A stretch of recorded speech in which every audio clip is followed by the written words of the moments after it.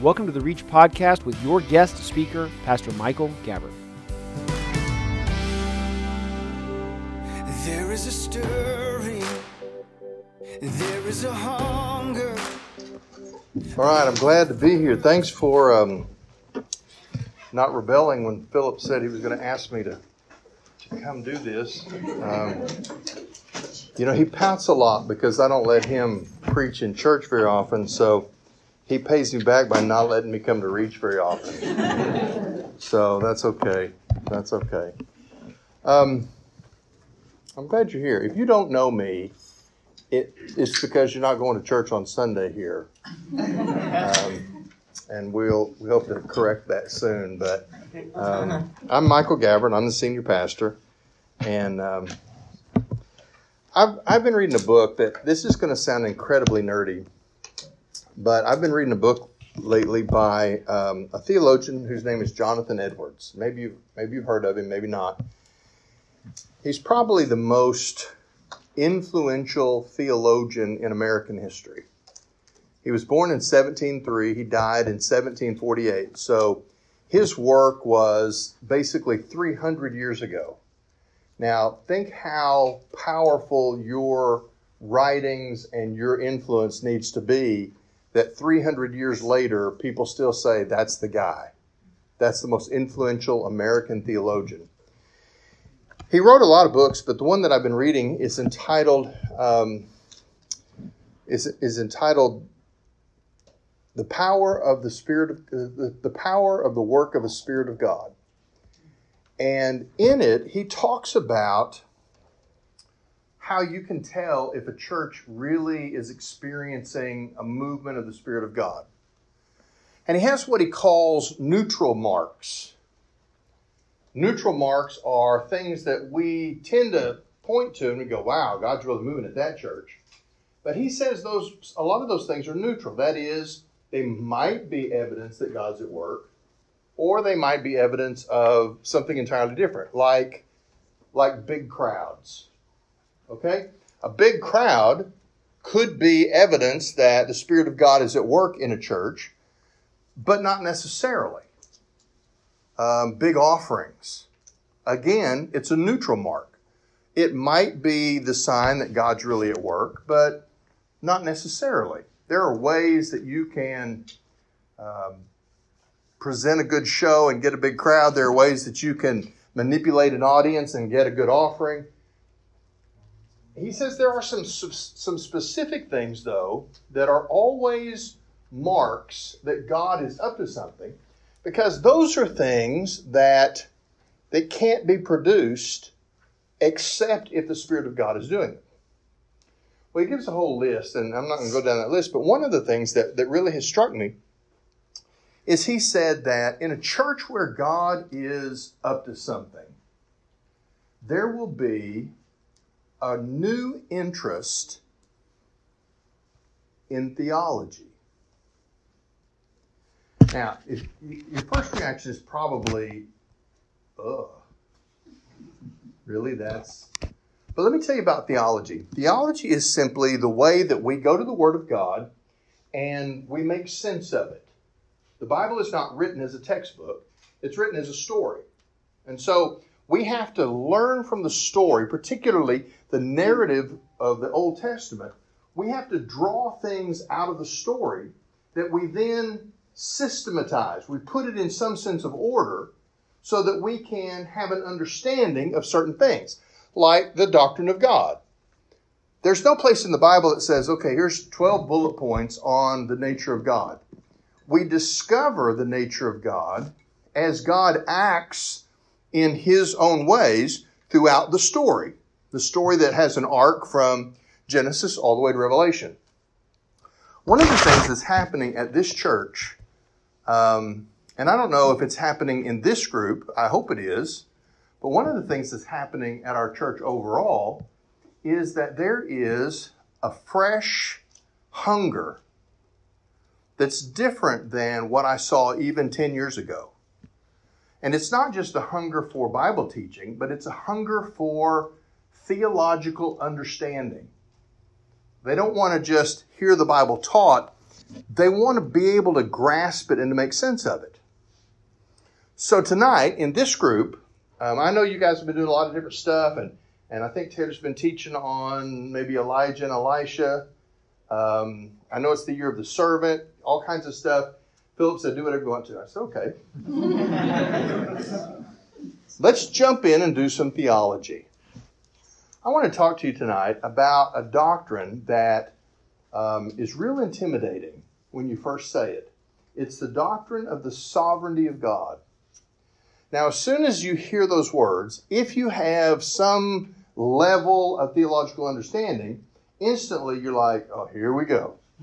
I mean, the sovereignty of God is something that causes a lot of theological debates. Does God determine our actions? Do we have free will? We go back and forth. I don't want to play that game. I want to go to the text and see what we can pull out of some of the stories of the Old Testament that teach us about the sovereignty of God. The sovereignty of God is essentially this. It is the reality that God is in control of the universe. Now, to say God is in control of the universe doesn't mean that God controls every single thing that happens in the universe. It means that no matter what happens in the universe, what God started to do in the beginning, He will make sure it comes to the conclusion that He means for it to come to. Amen. There's nothing that can happen between Genesis and Revelation, between Genesis and the revelation that plays out in our future. There's nothing that can happen in human history that sort of knocks God off of His throne and somehow catches Him off guard so that He doesn't see the end of the story unfold exactly the way He determined at the beginning.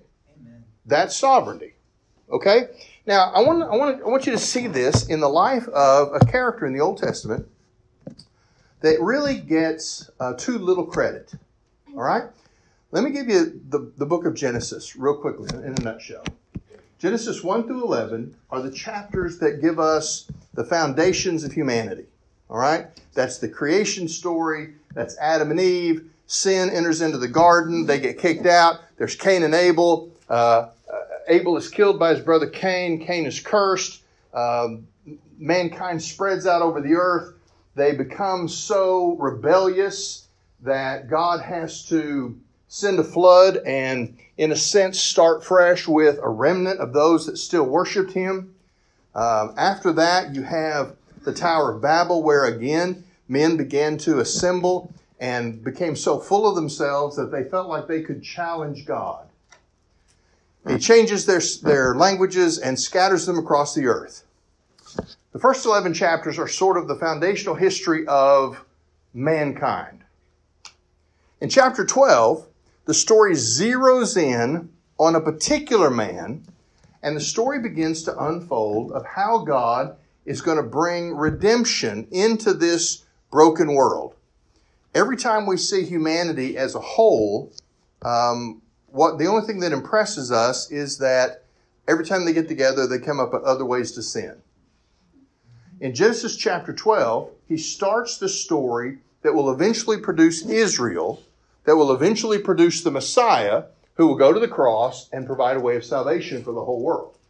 But in Genesis chapter 12, He calls a man named Abram. Abram eventually takes the name Abraham.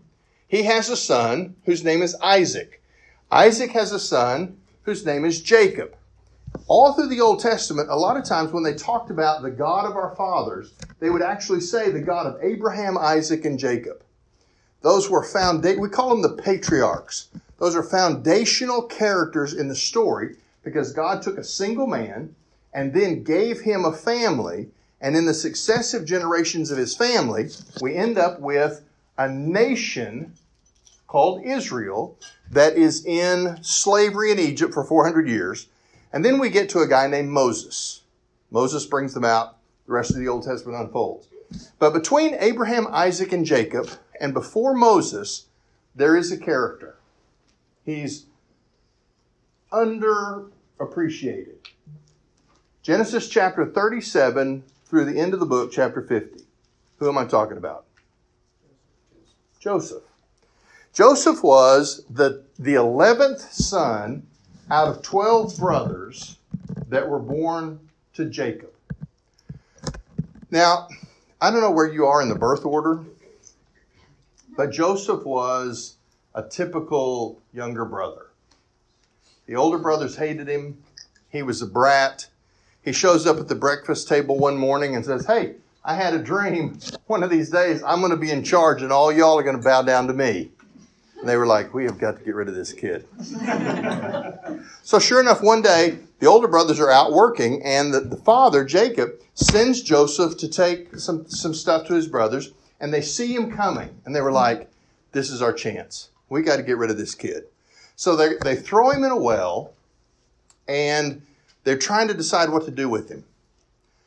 Well, one of the brothers goes along with it because he has a plan in his head. I'm going to sneak back, and I'm going to get Joseph out of the well.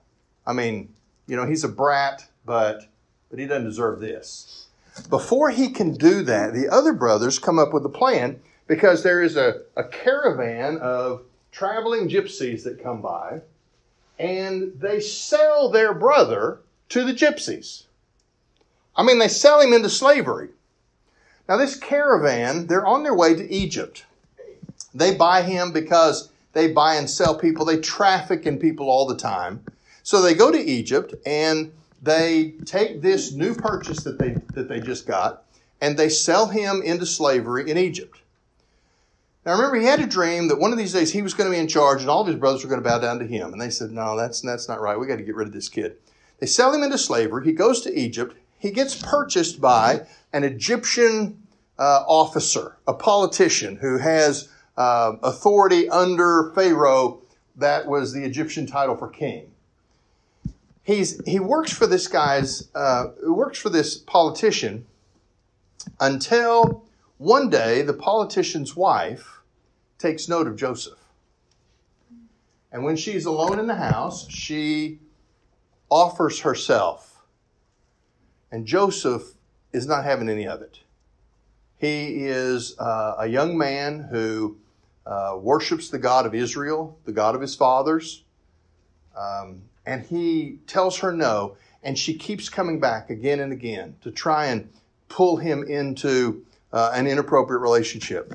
Until one day she catches him, and he realizes that there's no one else in the house, and he's got to get away. And he pulls away from her and escapes out the door and leaves her holding his coat. She pulled it off of him as she was trying to hold on to him. Well, she's now insulted because he has rejected her. So she goes to her husband and she says, "He tried to force himself on me. Here's the evidence. He left his coat when I screamed and he ran out of the house." Well, the Egyptian politician throws him in prison. He goes into prison and he meets some people there that have been imprisoned by the Pharaoh himself. A baker and some other people that served the Pharaoh. And they realize that there's something different about Joseph. In the same way that Joseph had some success until the wife of Potiphar, that was the name of the Egyptian official that he worked for, until the wife got into this and messed up the situation, his boss was really happy with him because he could see that Joseph was blessed by his God and everything that he set out to do was successful. And so he gave Joseph more and more responsibility. Well, here's the false charge made by his wife. He throws Joseph into prison. Joseph's there. He meets other people and he begins to have the same success in prison. That is, God is with him. And so in the prison, he begins to get responsibility. They let him do stuff because everything he does turns out well. It's obvious that Joseph's God is with him. It shows him favor, and everything that he does goes well. Well, two of the guys in the prison with him one night have dreams. And they come to Joseph and they say, "Hey, can you tell us what these dreams mean?" And Joseph said, "Yeah, actually I can." Now in the Old Testament, God was the source of dreams, and because they didn't have the Bible, the written word like we have, God often communicated messages in very direct ways, like dreams and visions. I'm actually preaching a new series starting this Sunday from the book of Ezekiel. And Ezekiel starts in chapter 1 with a direct vision of God. That's the way God spoke. He hears the dreams and he tells one guy, he says, here's the answer to your dream. You're going to get another chance from Pharaoh. You're going to get back into the job that you left. You're going to be successful. Things are going to go well for you. He told the other guy, he goes, unfortunately, your dream is different. You're probably going to lose your head here. Your dream tells me that things aren't going to work out for you. Well, sure enough, the dreams came true exactly the way Joseph told them. So as the guy that's being let out of prison is going back to his job for Pharaoh, Joseph says, hey, remember me, mention me when you get to the palace. But he doesn't. Completely forgets, goes back. Well, a couple of more years pass, and Pharaoh has a dream one night. And he starts going to all of his magicians, his counselors, all the wise men in his court, and nobody can figure out the dream. And here's this guy that had been in prison. And he sort of timidly raises his hand and he goes, hey, I don't want to bring up this awkward time, but if you remember, you put me in prison for a short while. And when I was in prison, I met this guy and he can interpret dreams. So the word goes out to the prison, send me this guy named Joseph. Joseph goes and interprets Pharaoh's dream, explains what the message of the dream is. The message is there's going to be 7 years of real productivity in Egypt. You're going to have food. Your crops are going to do well. Your harvests are going to be incredible. But then there's going to be 7 years of famine that follow that. So you need to work out a system where you can store up during the good years so that you can survive during the bad years. Well, one of the incredible things that happened is Pharaoh believed the interpretation. He elevates Joseph to be in charge of the process of storing up during the good years so they can survive the bad years. Again, God shows Joseph favor. Everything that he does just goes well. So Pharaoh keeps elevating him and elevating him and elevating him until we get to the place where Joseph is essentially the prime minister of Egypt. He's the highest ranking person under Pharaoh himself. And he saves the nation of Egypt because for 7 years, he took from the people out of their surplus, stored it up in cities built with nothing but warehouses to store all this grain, all this surplus food, and then developed a system during the 7 years of famine where they could dish it out to the people and the nation survived. Well, at the same time, meanwhile, back at the ranch, you've got Jacob and all the brothers, and the famine has extended beyond the boundaries of Egypt, and it has reached into Canaan where they live. So the dad says, hey, I'm going to send some of you boys down to Egypt. They say that there's food there. Now, they don't know how the system was set up. They don't know who's in charge. Go buy food in Egypt and come back. Well, they go to Egypt. They've assumed all this time that Joseph is probably dead. He was sold into slavery somewhere. It's been sort of the family's dirty little secret. They get to Egypt. Now, Joseph's about 17 when they sell him into slavery.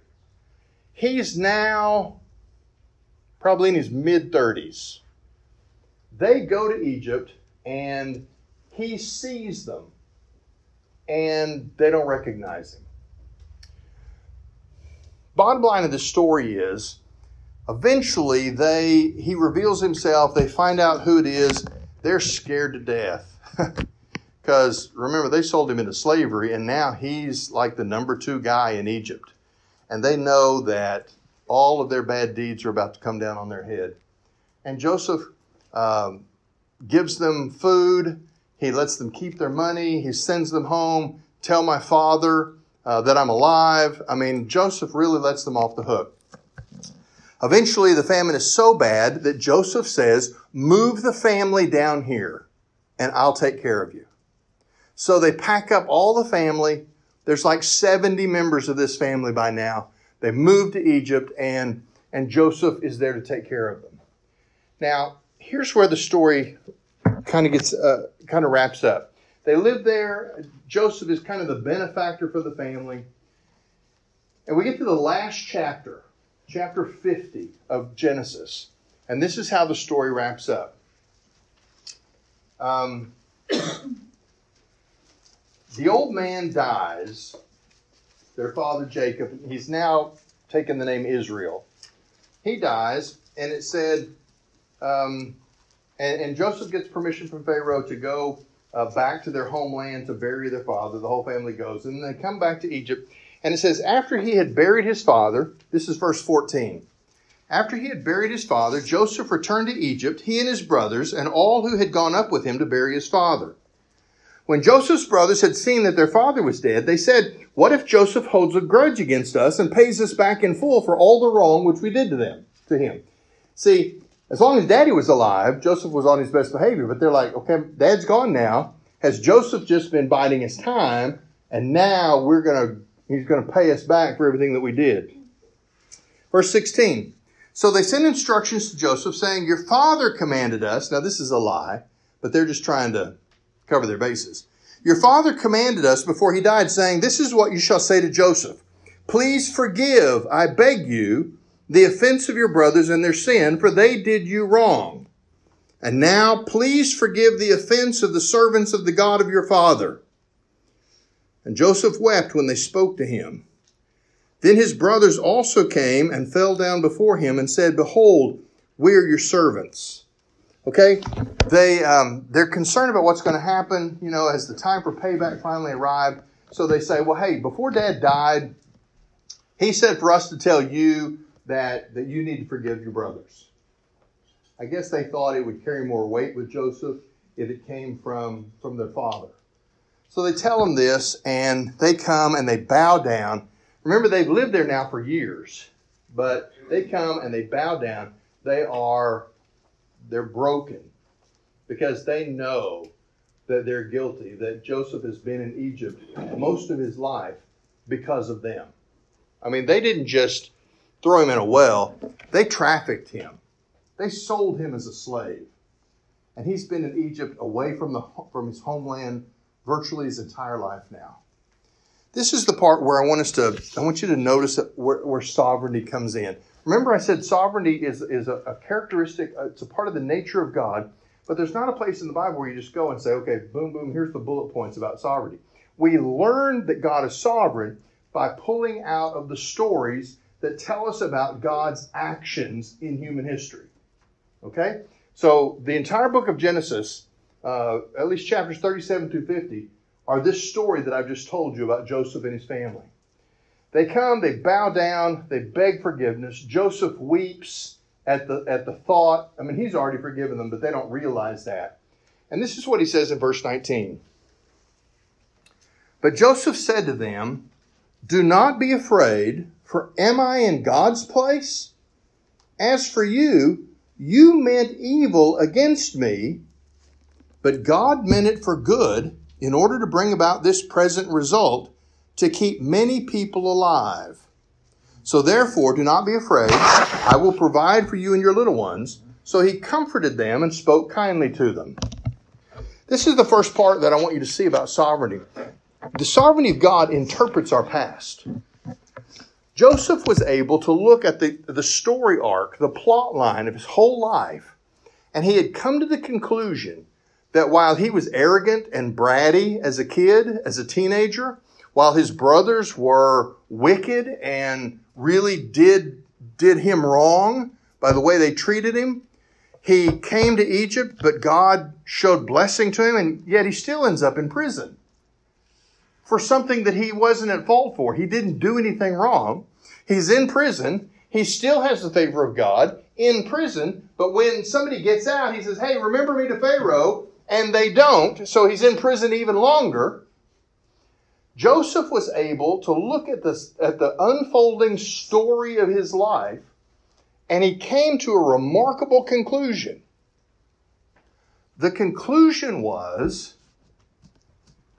he realized that God was in control. He said, what you meant for evil, you meant to hurt me by what you did to me, but God meant it for good. You see, he could see that through everything bad that he had gone through, God had put him in a place where he was responsible for saving an entire nation, and as it turns out, including his very own family.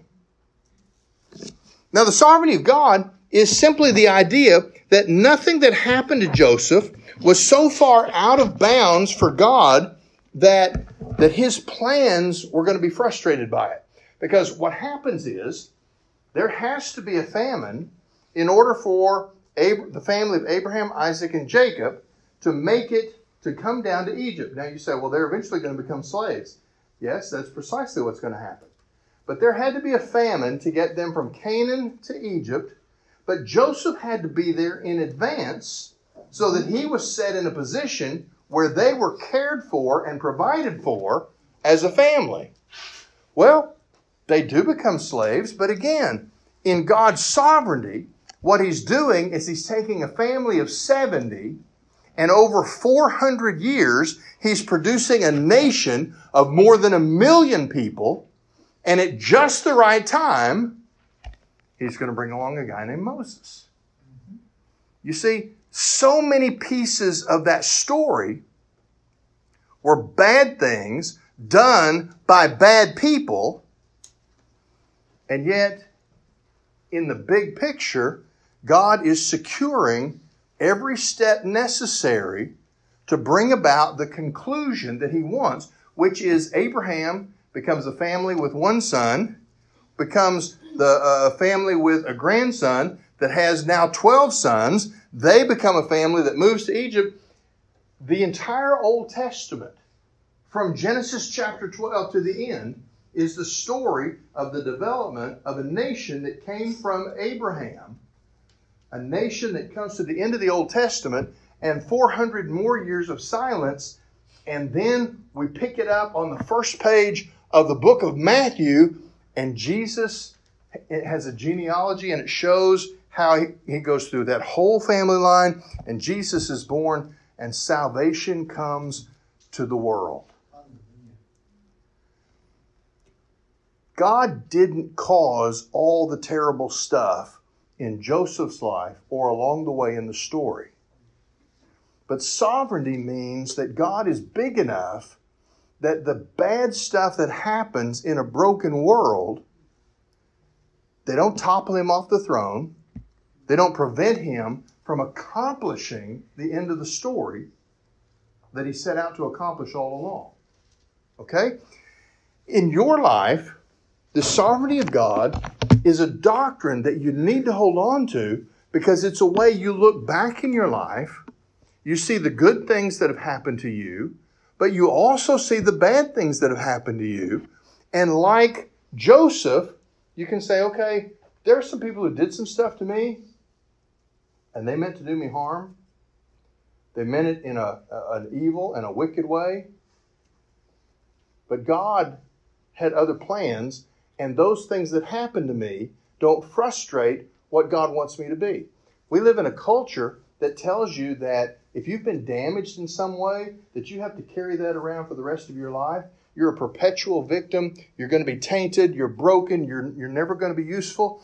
And the story of the Bible is that God is so sovereign that he can actually redeem the bad stuff that happens to us, and he can make sense of it. Now, as we walk through them, Joseph was in prison. At the time Joseph was in prison, he probably wasn't thinking, well, it's all going to work out. It's good. It's all good. No, he was in prison.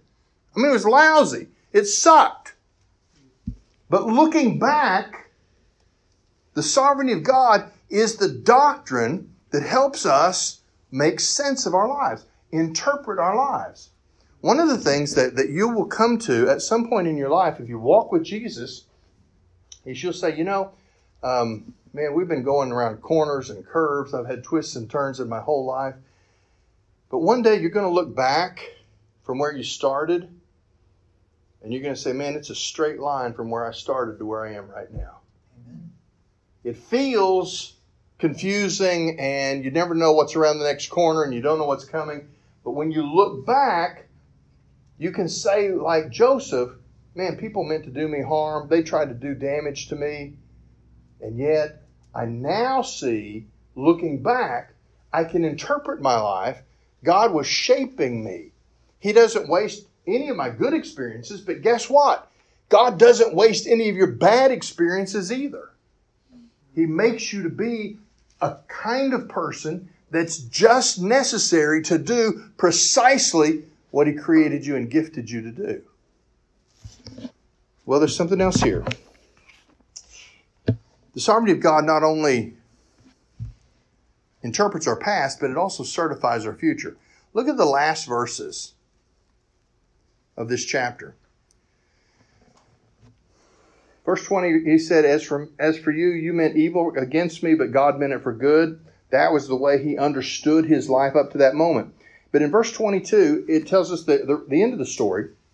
Now Joseph stayed in Egypt, he and his father's household, and Joseph lived 110 years.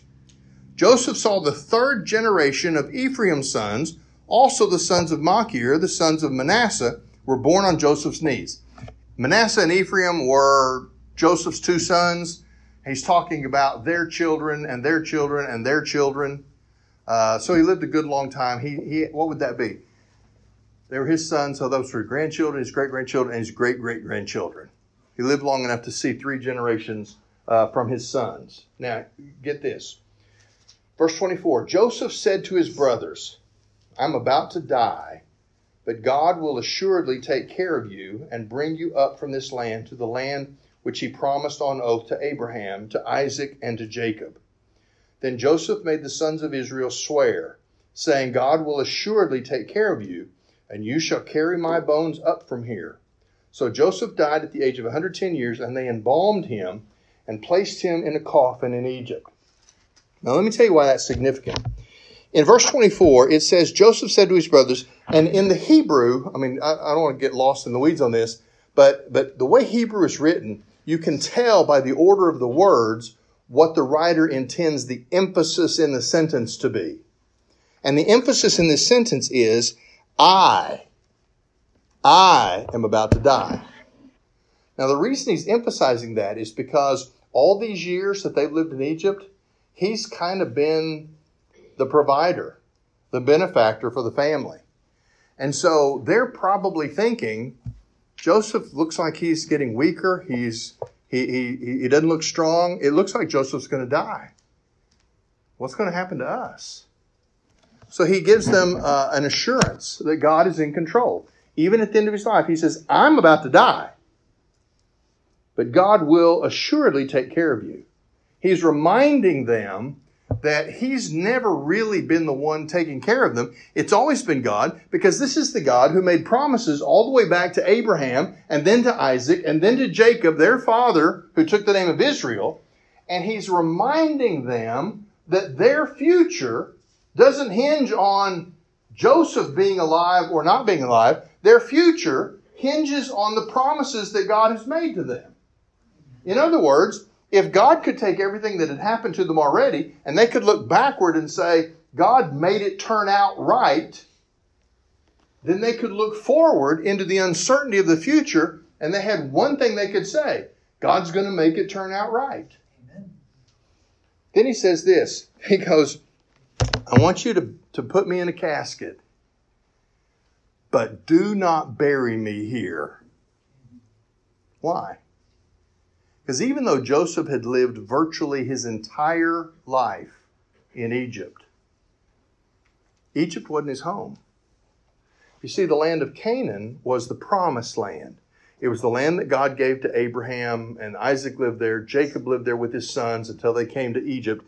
After Moses leads the nation out of slavery in Egypt, where do they go? They go back to the promised land.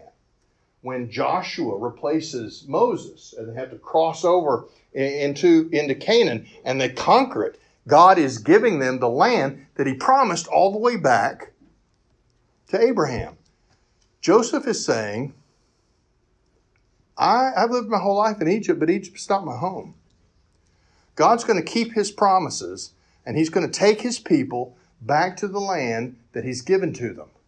I want you to store my bones in a warehouse somewhere, and when it's time to go home, you take me with you, because I want to be buried there. Now what's so cool about that is here's Joseph, even 400 years after he's dead. Israel goes, well, we still have the bones of Joseph. They're over in that warehouse. There's a promise that God's going to take us to our home one of these days. We're not going to be slaves in Egypt forever. God's got better plans for us. He's got a hope and a future for us. By leaving these final instructions, Joseph is actually giving testimony. Not only did my life turn out in a way that God used it for good, but my future, even after I'm dead, he was still testifying that God was going to keep his promises. You ever wonder why we bury our dead? You ever think about that? Did you know that in the ancient world, especially in the more pagan parts of the world, we think cremation is kind of a new thing, but actually cremation was, for most of human history, cremation was the typical way that human culture dealt with dead bodies. They burned them. It was not until Christianity that we started to bury our dead instead of burn them. Now, there's nothing in the Bible that prohibits cremation. It's not like your body can't be resurrected in the last day if you're cremated. I mean, it's not like we can do anything that God can't reverse. But why did Christians start to bury the bodies of their dead? It's because, just like Joseph, we believe that we're not just spirits trapped in a physical body. We are created in the image of God, and that means that we are spiritual beings, but we are also physical beings. When we get to heaven, those who have followed Jesus, when we get to heaven, we're not going to be like disembodied spirits that float on clouds and strum harps. We're going to be physical beings. We're going to have bodies. Bodies that can enjoy eating, but don't have to eat to survive. Bodies that can take in lungs full of fresh mountain air, but don't have to have oxygen to live. Bodies that work, that sweat, that labor, but the labor will always be productive. It'll never be cursed like it is now. We're going to be physical people. We're going to have bodies. Christians began to bury their dead because it was a testimony, even after death, like Joseph, that we expect God to keep his promises. Hallelujah. That one of these days, we're going to be in bodies. We're going to live in a new heaven and a new earth. We're going to have a material, perfected self that matches our perfected spiritual self. We're going to be one unified creature made in the image of God, except without decay, without sin, without sickness, without any of the things that makes life here so hard. We bury our dead because we're saying we can look back on our lives and we see the hand of God taking everything we've walked through, the good and the bad, and doing something with it that's better than we could have ever figured out on our own.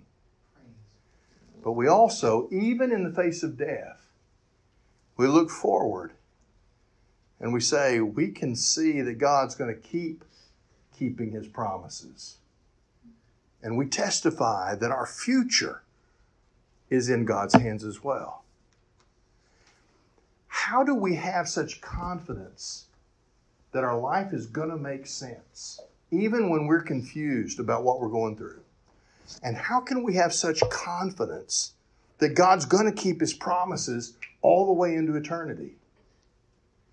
We have confidence in both directions because we've pulled something about God out of the stories of the way he works, and we've said, guess what? God is sovereign. He's absolutely in control. Nothing happens that's outside the boundary of his ability to make good come out of it. Don't misunderstand. Not everything that happens to you in your life is good. I mean, bad stuff happens, and it's bad. But God takes bad stuff, and He brings good out of it. Joseph said, you meant it for evil, but God meant it for good. He put me here so that the lives of many people, an entire nation, could be saved, including my own family. He saw the hand of God in his life, and he said, don't bury me here, because God's not finished keeping His promises. Don't be afraid of the doctrine of the sovereignty of God. It doesn't mean God is playing puppet strings with our lives, that He's orchestrating everything that we do, that we don't have choices. We have meaningful choices in life. But it means that we're going to be able to look back and we're going to see that God created something in us and through us that we never could recognize going through it. It makes sense as we look back on it. But He gives us absolute confidence moving forward. We might be in the last generation. I don't know. We might see Jesus break through the clouds. We might see Him come back for His church. We might not have to die. But if we die, if that's not happening in our lifetime, guess what? We can live with the same confidence that the heroes of the faith have always lived in. That's Hebrews chapter 11. Read that chapter sometimes. We call it the Hall of Faith. It's the heroes of the Old Testament. And there's a verse in Hebrews. Let me just read you this. In Hebrews chapter 11, let me read you this and then I'll be finished. But in Hebrews chapter 11, this Hall of Faith, there is an incredible verse. In verse 16, it says, speaking about all these heroes of the Old Testament, they desire a better country, that is, a heavenly one. That is, they lived with the expectation that even if they didn't get the promise while they were alive, they would eventually live in the promise. There's a better home. Joseph said, don't bury me in Egypt, that's not my home, even though I've always lived here. That's our attitude. We've lived our whole life in this broken earth. But this is not our home. There's something else. And it says, therefore God is not ashamed to be called their God, for He has prepared a city for them. Now here's my favorite verse in the whole chapter of Hebrews chapter 11. He's talking about all these heroes. And he calls some of them by name, but the writer is thinking of so many that eventually he's not even listing their names. He's just talking about different situations. You get to the end of the chapter, he's been talking about different ones by name. But it's like the more he's thinking about the heroes, the faster his brain is working, and he can't write fast enough to keep up. And he says stuff like this. In verse 32, he says, and what more shall I say? For time will fail me if I tell of Gideon, Barak, Samson, Jephthah, of David and Samuel and the prophets who by faith conquered kingdoms, performed acts of righteousness, obtained promises, shut the mouths of lions, quenched the power of fire, escaped the edge of the sword, from weaknesses were made strong, became mighty in war, put foreign armies to flight. See, he can't even call their names. He's just thinking of all these heroes and the things that they did. Verse 35, women received back their dead by resurrection, and others were tortured, not accepting their release so that they might obtain a better resurrection. And others experienced mocking and flogging and further chains and imprisonment. They were stoned. They were cut in two. They were tempted. They were put to death with the sword. They went about in sheepskins and goatskins, being destitute, afflicted, tormented. And then here's the verse. People of whom the world was not worthy. You see, the doctrine of the sovereignty of God gives you such confidence that your past will one day make sense, even if you don't think it makes sense right now. And the doctrine of the sovereignty of God gives you such confidence that God is going to keep His promises all the way into the future. Hold on to that confidence, backwards and forwards, and you will become the kind of person that God says the world was not worthy to have that person walking among them. That is a cool hope. That we can be, say, well, I'm not Moses, I'm not Joseph or Abraham or Gideon, I'm not Isaiah, I'm not any of the great heroes of the faith. Do you know there's a reason why he quit using names? Because most of the names of the greatest Christians in history, we don't know their names. I was in Rome 3 summers ago. And one of the days in Rome, we went to visit the catacombs. The catacombs are like 5 layers of burial, levels of where bodies are buried underneath the ground. It's like an ant hill, of just interconnected tunnels.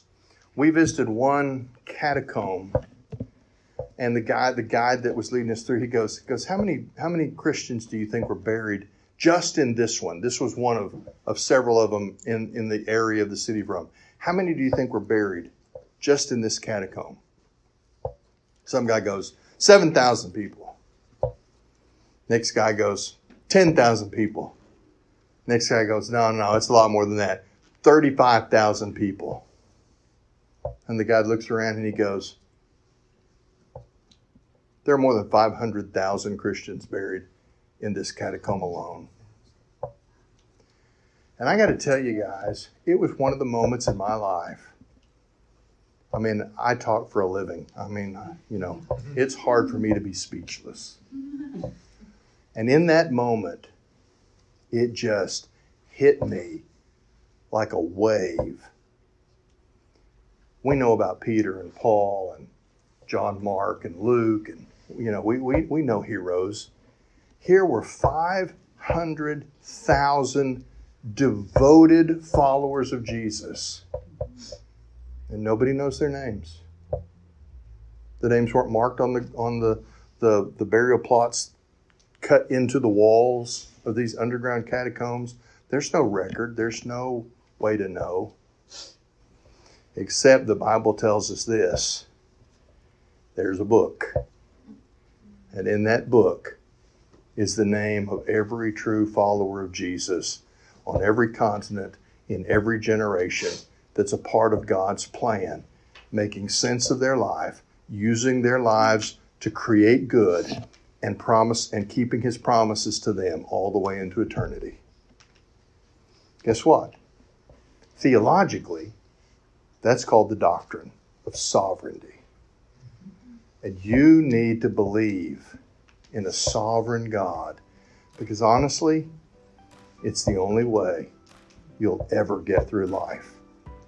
Look back, look forward. Trust the promise.